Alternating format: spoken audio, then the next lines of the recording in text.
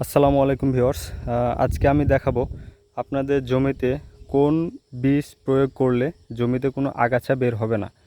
So এই ভিডিওটা অনেক ইন্টারেস্টিং হতে চলেছে এবং শিক্ষণীয় ভিডিও একটি হতে চলেছে। আপনারা যদি ধানের জমি ক্লিন রাখতে চান এবং আগাছা মুক্ত রাখতে চান তাহলে আমার এই ভিডিওটি লাস্ট পর্যন্ত দেখুন। মূলত কয়েকটি ধাপে ধানের আগাছানাশক বীজ প্রয়োগ করা হয়, আমি সেগুলো বলতেছি। আপনারা প্রথমত ধানের প্রথম চারা নির্বাচন করবেন, সুস্থ একটি সবল চারা নির্বাচন করে তারপরে জমিতে লাগাবেন এবং জমিতে লাগানোর 1 থেকে 5 দিনের মধ্যেই আপনারা সেই আগাছানাশক বীজটা দিবেন। সেটা জমিতে পানি কতটুকু ধরে রাখা লাগবে সেটা বলে দিচ্ছি। জমিতে প্রায় 2 থেকে 3 ইঞ্চি মতো, এই যে এখানে আমি বলে দিচ্ছি, এটা একবারে আদর্শ একটি পানি ধরে আছে যে 2 থেকে 3 ইঞ্চি মতো জমিতে পানি থাকতে হবে। এবং যদি জমিতে পানি কম থাকে বা মাটি দেখা যায় বা শুকনো শুকনো ভাব থাকে তাহলে আগাছানাশক বীজটা প্রয়োগ করে কোনো লাভ হবে না।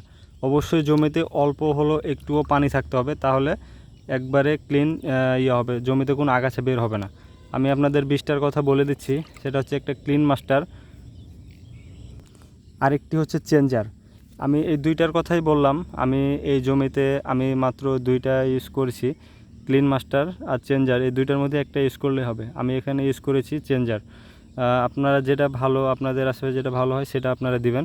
এই যে দেখেন, জমিতে একটুও আগাছা নেই, কোনো আগাছা নেই। আমি প্রয়োগ করেছিলাম 1 থেকে 5 দিনের মধ্যে। এটা আপনারা কিভাবে প্রয়োগ করবেন এটা বলে দিই। আপনার প্রতি বিঘাতে 1 থেকে 2 কেজি ইউরিয়া সার নেবেন।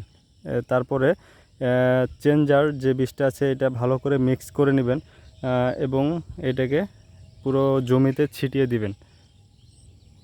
এভাবে যদি আপনারা আগাছানাশক বীজগুলো প্রয়োগ করেন তাহলে ইনশাল্লাহ আপনার জমিতে কোনো আগাছা বের হবে না। এই ধানগুলো দেখতে পাচ্ছেন, এগুলোর বয়স হচ্ছে মাত্র 10 দিন। আমরা 5 দিনের মাথায় বীজটা প্রয়োগ করেছিলাম এবং 10 দিনের মধ্যেই দেখেন আমাদের ধানগুলো অনেক সুন্দর হয়েছে, সবল হয়েছে, কোনো রকমের পাতা হলুদ হয়নি। আলহামদুলিল্লাহ অনেক ভালো আছে এবং কোনো রকমের আগাছাও নাই, একবারে নিট অ্যান্ড ক্লিন আছে। আপনারা চাইলে এগুলো ইউজ করতে পারেন, ইনশাল্লাহ আপনাদের জন্য ভালো হবে।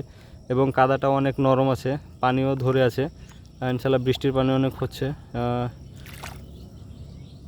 এই ভিডিওটি যদি দেখে আপনাদের কোনো উপকৃত হয় বা কাজে লাগে তাহলে অবশ্যই আপনারা ভিডিওটা একটা লাইক করবেন এবং যদি এরকম আরও কৃষির ভিডিও চান তাহলে অবশ্যই আমার ইউটিউব চ্যানেলটা সাবস্ক্রাইব করে রাখবেন। এরকম ভিডিও আমি আরও পোস্ট করব, আপনারা দেখলে ওইগুলো আস্তে আস্তে আপনারা কৃষিকাজে প্রয়োগ করতে পারবেন। আসসালামু আলাইকুম।